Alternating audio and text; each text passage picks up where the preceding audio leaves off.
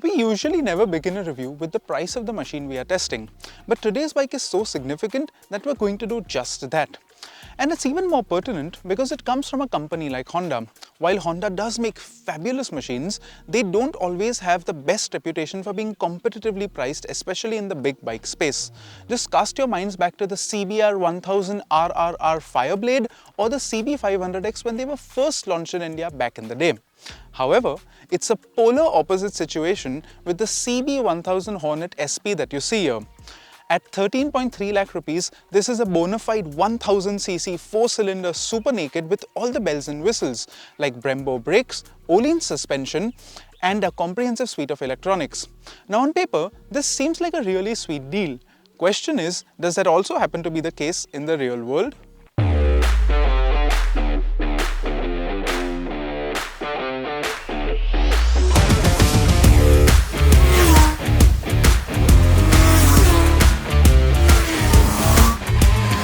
Before we get on with the review, we must give a big nod of thanks to Khushru Gazdar, who was very kind to let us borrow his prized possession so we could bring you this exclusive India review of the Hornet 1000. Since we've already started this review in an unusual manner, we're going to double down and get straight to how the Hornet 1000 rides, because I'm sure that's the burning question on everyone's mind. And in a nutshell, it's not exactly what you think it'll be. My first thoughts when I gently eased out the clutch and made my way out of the parking area were that this 1000cc super naked feels very normal to ride, and I mean that in the best way possible. Unlike some other more exotic rivals in this space, the Hornet feels like a very friendly machine to ride at lower speeds. Part of the reason why I think the Hornet feels so friendly is that it has a pretty low seat height for the class. It's just a little over 800 mm, so at 5'11" I am easily able to flat-foot it. However, to give you a better understanding of what an average-sized Indian would feel like on the machine, we have Autocar India's resident seat height tester Ashley Baxter with us.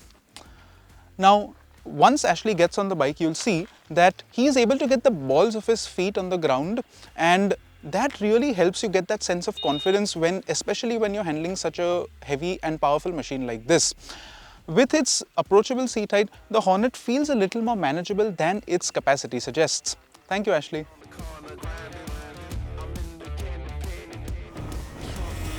Speaking of the riding position, the Hornet has a sporty and engaging rider's triangle, but it never feels too committed. As you can see, I have a slight lean down to the handlebars, but once you get used to it, this is a riding position that you could do long distances on, and this is a bike that I could see you could take touring. Now, one little complaint that I have with the riding position is that I'm not able to properly latch onto the tank with my legs. There is a tiny gap in between the upper part of my thigh and where I would hold the tank.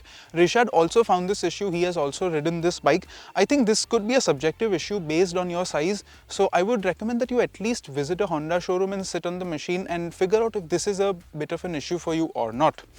Another thing I found that is also a subjective issue, it's mainly for people with larger feet.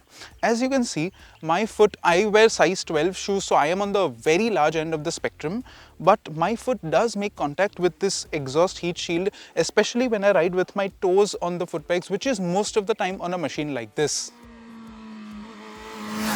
For those of you that are wondering what are the passenger accommodations like, you can carry a pillion on this machine, but it's definitely best enjoyed with a passenger in short bursts.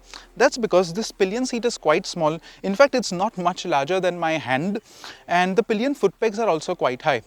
Of course, this is really par for the course in the super naked category. No bike is really built for that, so we won't fault the Hornet too much for that. I know by now that most of you are on the edge of your seats and you really want to hear what the Hornet sounds like, so I won't keep you waiting any longer.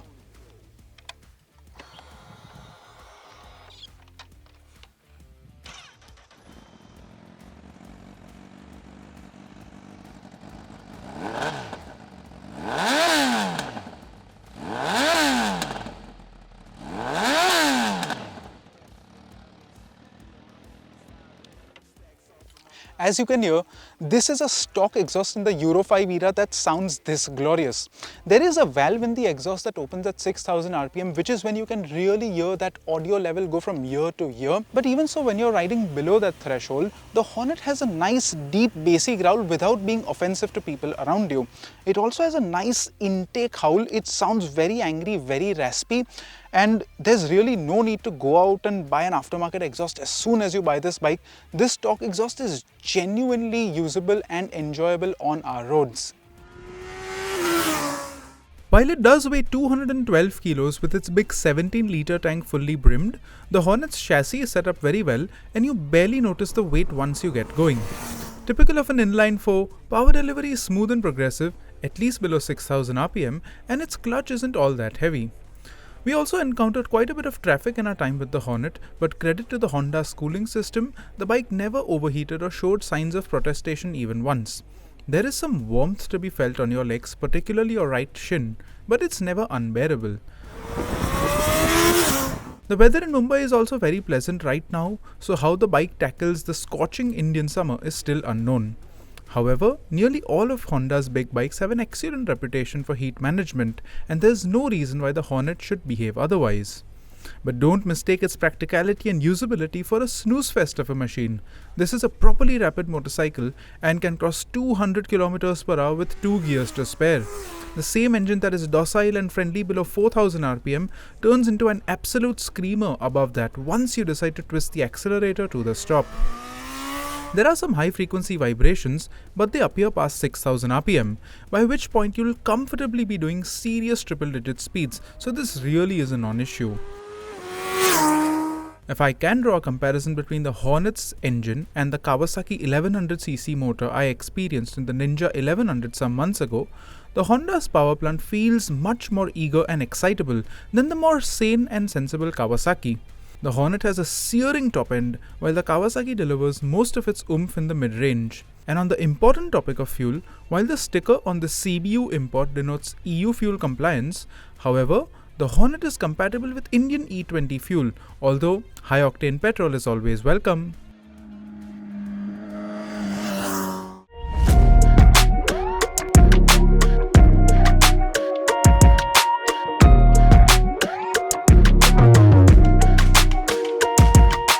Complementing this powerhouse of an engine that's derived from the previous generation Fireblade is the Hornet's superb chassis. Now on paper, its frame is made out of steel and it is all a single piece, so it might seem like a bit of a step down from other more exotic European rivals. However, this is nothing that you will ever notice on the road at least. It really is very planted, very stable at high speeds, and when you want to attack a set of corners, it really tips in very easily. I think that's also partly to do with the 180 section rear tire. Most supernakeds have either a 190 or a 200. However, the Hornet's tire sizes are absolutely well judged. It feels stable and predictable at high speeds and it attacks corners like it means business.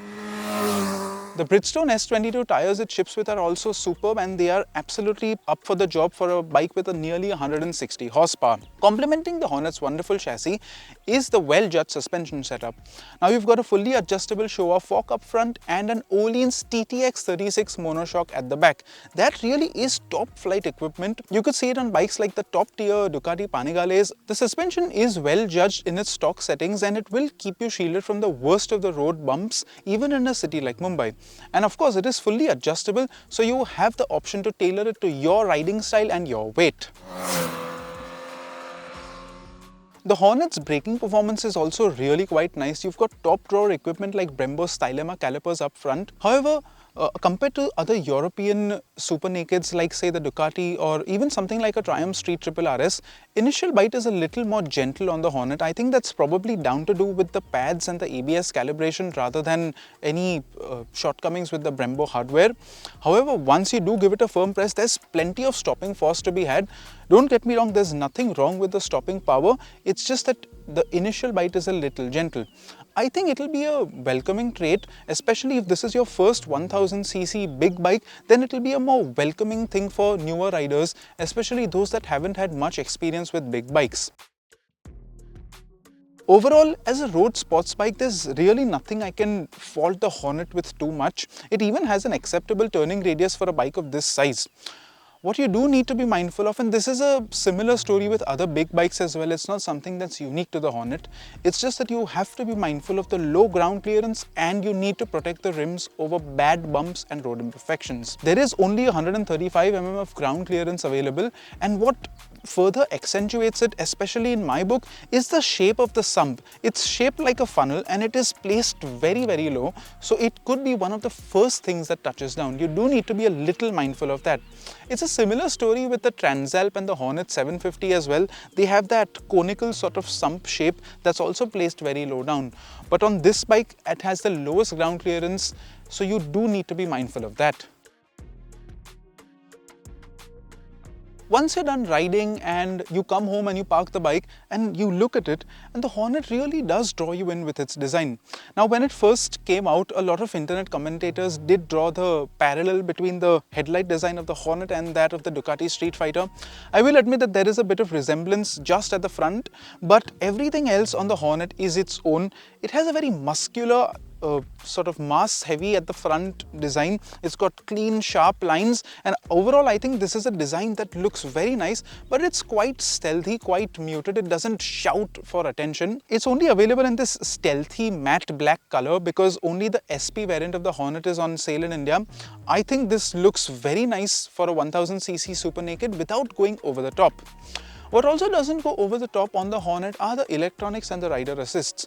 It's got all the bases covered. You've got 5 riding modes, 2 of which are fully adjustable for power, engine braking and traction control, and 3 preset modes in case you don't want to fiddle around with that. You've also got a bi-directional quick shifter and dual channel ABS. You can also adjust the sensitivity of the bi-directional quick shifter, another nice feature to have. One thing I must point out is that the Hornet does not have an IMU, so the electronics aren't IMU assisted and they're not lean sensitive. However, this is nothing you're really going to notice unless you are really a pro level rider. Especially on our roads, it's a very small scenario where you'll notice the absence of an IMU. And just like the electronic aids, the UI and the interface of the display is absolutely straightforward. I've had the bike for less than 2 days and I have figured out just about every setting on the display. You've got a 4-way joystick, everything is very clean, very easy to use, and that's another nice thing. Most modern bikes you really need like an IT technician to help you figure out all the modes and the settings, but I'm happy to report that the Hornet is absolutely straightforward in that regard.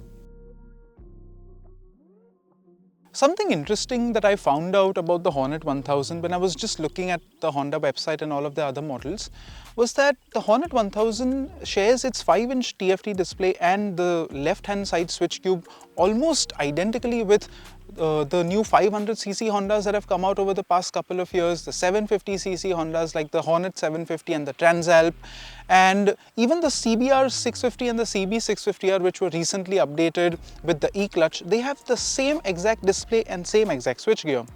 Another thing the Hornet has in common with quite a lot of Honda models is that its sharp and pointy tail light. It's also shared with the NX 500, the CBR 500R, and both of the Honda 650s.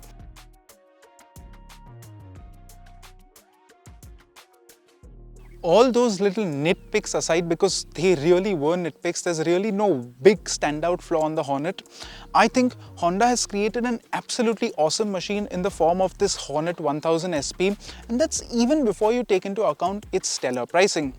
I believe even after GST 2.0, this remains a value for money big bike purchase today. For reference, a similar amount of money will get you bikes like the Ducati Scrambler Full Throttle or the Triumph Street Triple RS. Neither of those can even come close to matching the Hornet on pure muscle. And there's really only one direct rival to the Honda. That would be the newly launched but very familiar looking Kawasaki Z1100. That is the only direct rival, and while it is also a very well priced machine, the big Z is priced under 13 lakh rupees in fact. However, when you take a deep dive into the spec sheet of the Kawasaki, you'll realize that the Hornet weighs less, has quite a lot more power, and it gives you top-notch cycle parts like the Brembos and the Öhlins that are just not found on the Kawasaki. Ultimately, the Hornet is a 1000cc super naked that you can realistically enjoy on our roads and even use on a day-to-day basis if you so like. And for this relatively affordable price tag of a 1000cc bike, it really doesn't leave you shortchanged in any regard. This is a well-specced, well-built rocket ship of a motorcycle that you don't have to sell an arm and a leg for. And since it is a Honda, you know that it is going to be bulletproof, reliable, last you years on end, and it will also have lower running costs than comparable rivals. The owner of this bike also shared the Hornet's first service bill with us, which amounted to just 6,475 rupees, including rupees 2,300 for the labour charge, which is very reasonable for a bike like this. Having owned an Italian supernaked in the recent past, I can vouch for the fact that Honda's service costs are in fact a fraction of most comparable big bikes. Ultimately, all I can hope for is that other manufacturers sit up, take notice of how impressive this Hornet is, especially at the price, and hopefully this is the start of a wonderful price war that Honda has kicked off for us motorcyclists.